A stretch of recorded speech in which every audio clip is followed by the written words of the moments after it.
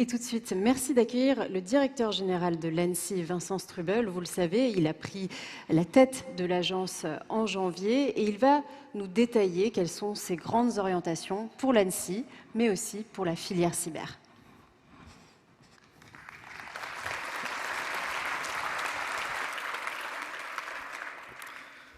Bien, bonjour à tous et à toutes. Je suis très heureux d'être là parmi vous ce matin.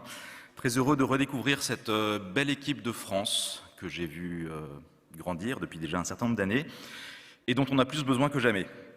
Alors j'ai bien noté que je devais vous parler de cloud.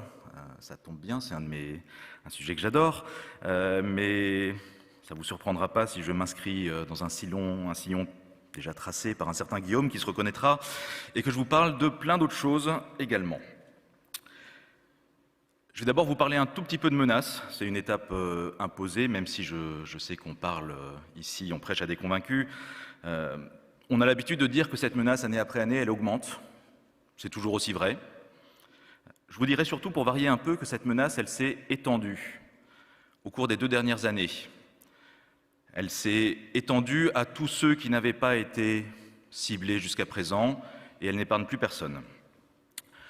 Ça veut dire qu'au-delà des attaquants stratégiques, les plantigrades, Ursidés et les autres, on voit exploser le crime organisé. Et organisé, c'est peut-être pas le bon terme ici, c'est peut-être plus industrialisé. Et ce crime organisé qui pousse des rançongiciels, d'autres choses tout aussi joyeuses, il n'épargne plus personne aujourd'hui. Il touche les hôpitaux, les entreprises, les PME, les collectivités. Et ça, cette massification de la menace, c'est probablement le principal défi qu'on aura à relever collectivement dans les prochaines années. Ça va nous imposer de développer des réponses adaptées pour tous ceux qui n'ont pas pris encore le virage de la cybersécurité, et de ne laisser aucun angle mort dans notre dispositif de prévention autant que de réaction. On n'a pas le choix de faire ça. On n'a pas le choix pour plein de raisons. D'abord, et c'est peut-être le plus évident, parce que ces attaques, même quand elles touchent des petits acteurs, quand elles réussissent, elles ont des conséquences qui sont simplement inacceptables. Là encore, ayez en tête, mais je sais que vous les avez, les exemples d'hôpitaux, de collectivités, de PME pour lesquels c'est à chaque fois des catastrophes. Et puis au-delà de ces effets immédiats, des attaques qui réussissent, même sur des petits acteurs, ça a régulièrement des effets imprévisibles. Et ils seront toujours imprévisibles, quoi qu'on fasse, sur d'autres échelons, d'autres maillons de la supply chain, et parfois jusqu'à toucher des activités vitales, de manière parfois imprévue. Plus fondamentalement, il faut bien garder à l'esprit, et je pense qu'on l'a tous à l'esprit, que ces attaques qu'on traite aujourd'hui au fil de l'eau, et qui nous occupent déjà pas mal, elles peuvent très bien demain se produire tout en même temps, et nous déborder.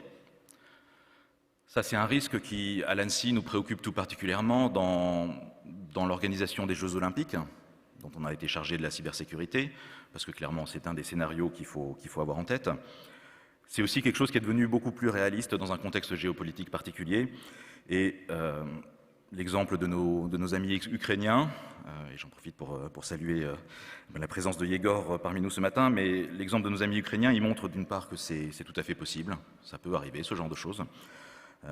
Et il montre sur une note plus positive que la défense, ça marche, ça peut marcher, si on s'y prend bien. Et de ce point de vue-là, c'est un exemple très inspirant. Au-delà de tout ça, répondre à ce défi de la massification, c'est quelque part l'ambition qui nous a été donnée par le président de la République. En novembre dernier, il nous a fixé comme objectif de développer une cyber-résilience de premier rang. Ça ne veut pas dire faire en sorte que la France devienne une grande nation cyber, parce qu'elle l'est déjà. J'en suis convaincu, je le mesure tous les jours, et je le dis d'autant plus volontiers que je n'y suis pas pour grand-chose.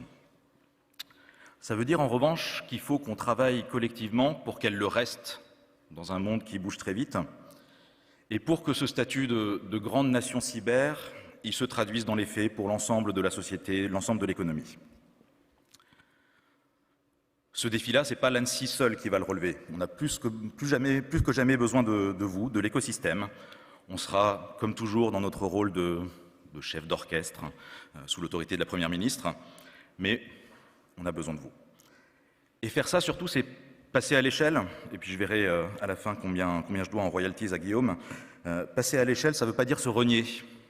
Ça ne veut surtout pas dire abandonner ce qu'on sait très bien faire aujourd'hui. Ce qu'on sait faire aujourd'hui, et là encore collectivement, c'est quelque part de l'artisanat au sens noble du terme. C'est des approches très pointues, très expertes, qui répondent parfaitement bien à des menaces stratégiques. Là encore, le haut du panier. Et ça, il faut qu'on continue à le faire. Il faut encore qu'on s'améliore parce qu'évidemment, les attaquants, ils évoluent aussi. Mais il faut, à côté de ça, qu'on développe une offre de services, des solutions complémentaires qui s'adressent à tous les autres, tous ceux qui n'ont pas encore pris ce virage, qui ont besoin d'aide, qui ne peuvent pas être aidés de la même manière, et puis qui sont tellement nombreux qu'on ne peut pas nous-mêmes les aider de la même manière. Donc pour reprendre ma métaphore préférée du moment, on sait très bien faire aujourd'hui de la haute couture. Il faut qu'on continue à faire de la haute couture. Mais il faut aussi qu'on développe une offre de prêt-à-porter qui réponde à tous ces besoins qu'on ne traite pas bien aujourd'hui. La bonne nouvelle, c'est que le prêt-à-porter, on l'a déjà un peu fait. On l'a fait à l'Annecy à travers le plan de relance, notamment avec ce qu'on a appelé des parcours de cybersécurité, qu'on a déployés auprès de plus de 900 entités, hôpitaux, PME, collectivités, administrations. Ces parcours un peu pas sur mesure, au contraire, à taille unique, ils ont très bien marché et sans donner d'exemples précis, moi je peux vous dire qu'ils nous ont évité un certain nombre de catastrophes bien réelles. Pour aller plus loin, il y a plusieurs enjeux. D'abord, il y a un enjeu réglementaire. Et un enjeu réglementaire qui se construit évidemment avant tout au niveau européen. On a une directive, NIS 2, qui a été publiée en décembre dernier, qu'il nous reste à transposer en droit européen, et c'est quelque chose dont on va évidemment beaucoup vous parler dans les mois qui viennent. Mais cette directive, c'est déjà un changement de paradigme profond. Changement de paradigme parce que, selon nos savants calculs, ça va nous amener à multiplier par 10 ou par 20, ce n'est pas un engagement contractuel, le nombre d'acteurs qui sont soumis à des régulations en matière de cybersécurité. Changement de paradigme parce que ça va faire entrer de la cybersécurité dans des secteurs qui étaient épargnés pour certains ou laissés de côté d'un autre point de vue jusqu'à présent. Et puis ça change le paradigme en termes de désignation des acteurs concernés.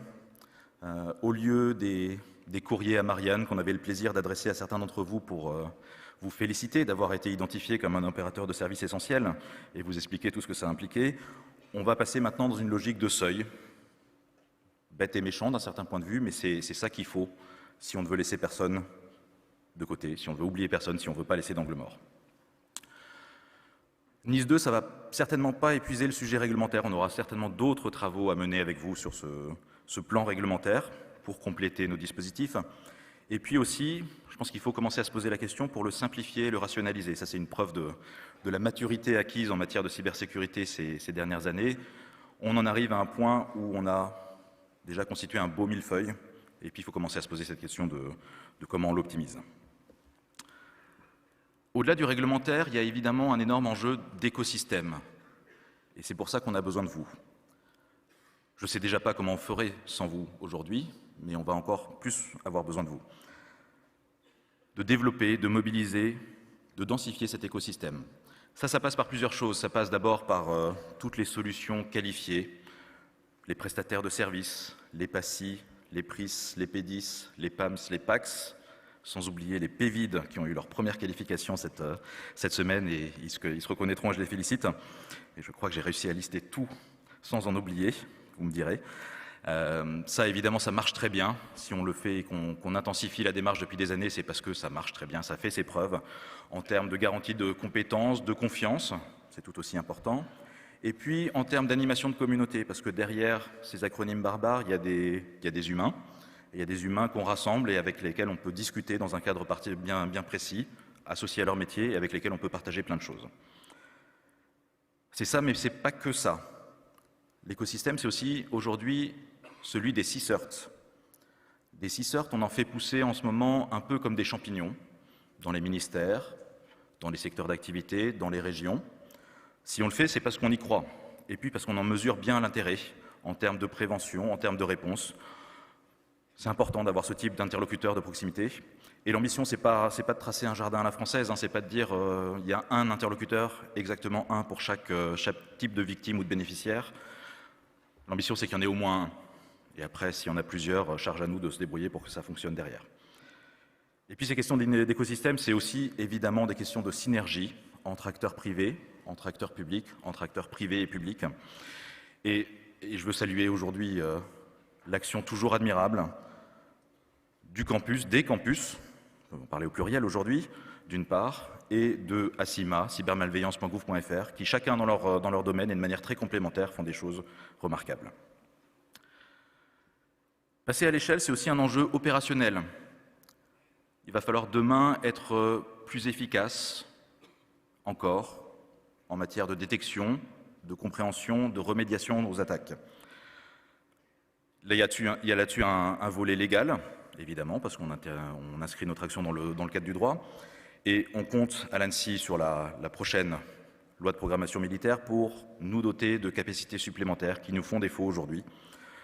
Je ne le commenterai pas en détail aujourd'hui, j'aurai le plaisir de présenter ces articles à nos parlementaires une première fois cet après-midi, mais maintenant que le projet de loi est public, je vous encourage à lire les articles 32 à 35 de ce projet de loi. L'opérationnel, c'est aussi de la méthodologie. Pour agir efficacement ensemble, il faut avoir des repères communs, donner le même sens aux mots. Et là-dessus, il faut le reconnaître, un certain vide aujourd'hui. Donc c'est pour ça qu'on a engagé un travail ces derniers mois pour essayer de définir un premier corpus doctrinal en matière de remédiation. Et c'est quelque chose qu'on va publier dans les prochains jours, non pas comme un travail abouti, mais comme un appel à commentaires, parce qu'on a là aussi besoin de vos retours, des retours des DSI aussi, parce que c'est important de savoir leur parler, c'est les premières victimes. Et je vous encourage à contribuer, naturellement. Et puis, sur l'opérationnel, il y a un volet européen, là aussi. La solidarité européenne en matière de réponse aux attaques, ça a été un temps un sujet à moitié tabou. C'est plus un tabou aujourd'hui, c'est devenu une nécessité. Nécessité parce qu'on a besoin de pouvoir aider nos voisins et partenaires. Ce serait une erreur de s'imaginer que ce qui se passe chez eux n'a pas de conséquences chez nous, dans tous les domaines. Et puis, il ne faut pas se dire qu'on n'aura jamais besoin de demander de l'aide. Donc ce cadre de solidarité cyber européenne, dont a parlé le commissaire Thierry Breton hier, c'est quelque chose qu'on va construire ensemble. Passer à l'échelle, enfin, il y a évidemment un enjeu d'outillage, parce que pour traiter la masse, il faut traiter de manière automatique. On a quelques premiers exemples qui marchent bien dans ce domaine, au moins dans nos actions de l'ANSSI, il y en a évidemment au-delà. Hades, Silène, que connaissent certains d'entre vous, qui permettent de faire des relevés de configuration, de donner des notes potentiellement de manière automatisée. Dans un autre domaine, Mon Service Sécurisé, Mes Aides Cyber, des outils de ce type-là qui sont là ou qui arrivent. Ça marche très bien. C'est vraiment super ces outils, déjà parce que ça passe à l'échelle, naturellement, c'est fait pour, mais aussi parce que ça permet d'objectiver des critères de sécurité, ça permet de les faire prendre en main par des non-spécialistes. Et il faut reconnaître que sinon c'est un peu abrupt de faire tout ça. Donc ça, c'est une démarche qu'on va intensifier, continuer, on va développer d'autres outils, on va les déployer plus largement. Je pense qu'on a un enjeu aussi de les inscrire dans un catalogue, quelque chose qui soit lisible, accessible, parce qu'aujourd'hui, si vous connaissez rien à la cyber et que vous vous demandez par où commencer, vous ne trouvez pas le catalogue. Pas simplement, en tout cas. J'oublie pas qu'il faut que je parle de cloud dans tout ça.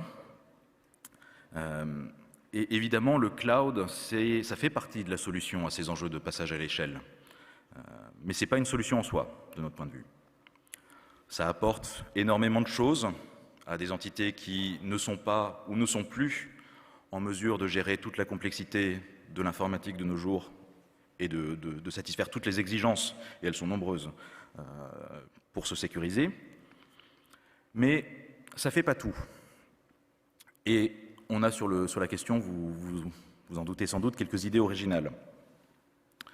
D'abord, à l'ANSSI, on pense que tous les clouds ne se valent pas, qu'on peut les différencier et qu'on peut les différencier sur des critères objectifs et qui ne sont pas juste la part de marché. Ces critères, ils sont évidemment surtout techniques, et ils sont nombreux, mais ils ne sont pas que techniques. Il y a des critères en particulier de droit applicable, d'accès aux données qui sont confiées à un opérateur de cloud, indépendamment de la volonté de l'opérateur lui-même, mais découlant du droit extra-européen, parce que le droit européen en la matière est assez uniforme, et sans voie de recours pour les clients. Sur ce sujet-là, je suis bien conscient du fait qu'on n'est pas d'accord avec plein de monde dans cette position. On n'est déjà pas d'accord avec ceux qui pensent qu'il n'y a pas de problème. Nous, on est sûr qu'il y en a un. Il y en a un, et ce n'est pas qu'un problème pour l'État. Vous noterez que je ne vous parle pas de souveraineté. Alors évidemment, l'État, il a besoin de pouvoir protéger particulièrement certaines données. Il va le faire, il a déjà prévu de le faire, il l'a déjà écrit. Et là, on est dans des enjeux de souveraineté, mais ça dépasse très largement ce besoin de l'État. Moi, je suis convaincu que c'est un besoin avant tout des entreprises. Ce serait suicidaire pour une entreprise aujourd'hui de ne pas se préoccuper de son patrimoine de données et de ne pas prendre en compte ces enjeux techniques et non techniques. Et ça, là, on n'est pas dans la souveraineté. On est dans de la responsabilité pure et simple du patron d'entreprise. On n'est pas non plus d'accord avec les gens qui pensent qu'il n'y a pas de solution, qui d'ailleurs se retrouvent rapidement dans le camp de ceux qui pensent que du coup il n'y a pas de problème. Et puis on n'est pas d'accord avec ceux qui pensent qu'il y a des solutions, mais que la seule solution c'est de tout reconstruire en partant de zéro. Des solutions, elles existent. C'est ce qu'on fait depuis déjà quelques années avec Secnum Cloud.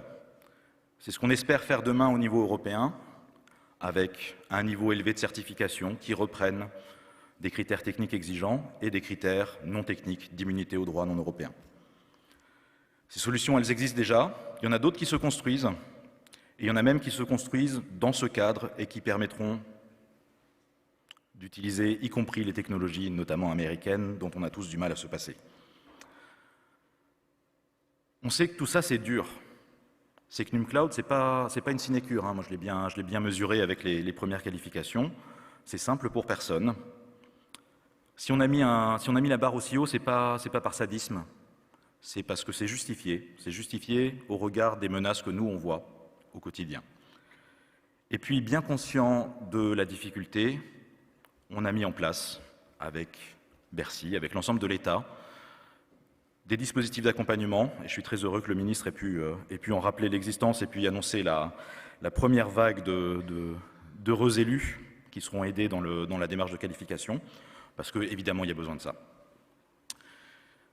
Et puis, dernier point sur ces questions de Secnum Cloud, c'est évidemment pas binaire. L'ambition, c'est pas de mettre toutes nos données, même pas toutes les données de l'État, dans des clouds qualifiés Secnum Cloud. Ça n'aurait aucun sens. Il y a plein de données au sein de l'État, dans les entreprises, qui peuvent aller dans des clouds moins sécurisés. Mais dans les stratégies de cloud hybride que tout le monde est en train de construire en ce moment, il y a une place, et une place nécessaire pour ces offres, pour les données les plus sensibles. Sans être trop long, je ne voudrais surtout pas non plus vous laisser lier l'impression que les enjeux de cloud, de sécurité dans le cloud, pour l'ANSSI, ça se résume à cette question des bons clouds et des moins bons clouds. On a tous besoin, et là je fais appel aussi au collectif, de lutter contre une perception qu'on voit trop souvent aujourd'hui, celle que le cloud, ce serait une solution clé en main, à partir de laquelle on pourrait traiter l'ensemble des questions des problèmes de cybersécurité. Moi, je vois aujourd'hui trop de monde qui part dans le cloud en s'imaginant que, du coup, ça les dispense de se préoccuper de leur sauvegarde, de leur mise à jour, de l'administration sécurisée de leurs outils. Et tous ces gens-là, ils s'en mordent les doigts, tôt ou tard. Donc on a besoin de faire passer ce message collectivement qu'aller dans le cloud, ça peut être bien, mais ça se réfléchit. Il faut bien faire le point sur ce que fait le cloud, ce que ne fait pas le cloud. Il faut lire les trucs écrits tout petits dans ce que vous signez implicitement ou explicitement avant d'aller dans le cloud. Et puis, il faut intégrer ça, on revient aux fondamentaux, dans une démarche d'analyse de risque, plus que jamais. Et puis, au-delà de ces questions de ce que fait ou ne fait pas le cloud, on a tous besoin de se poser la question de ce que ça change.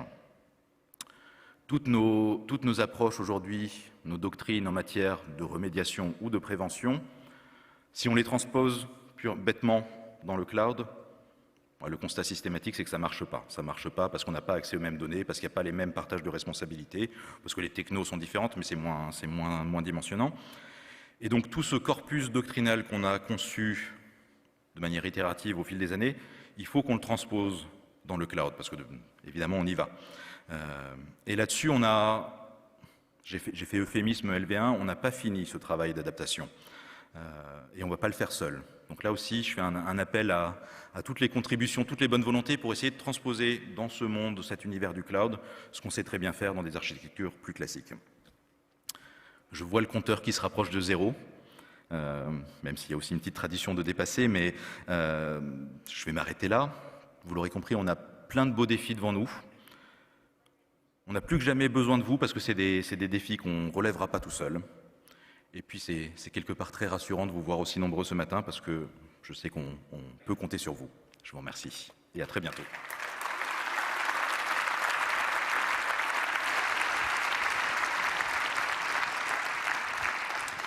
Merci beaucoup Vincent Strubel.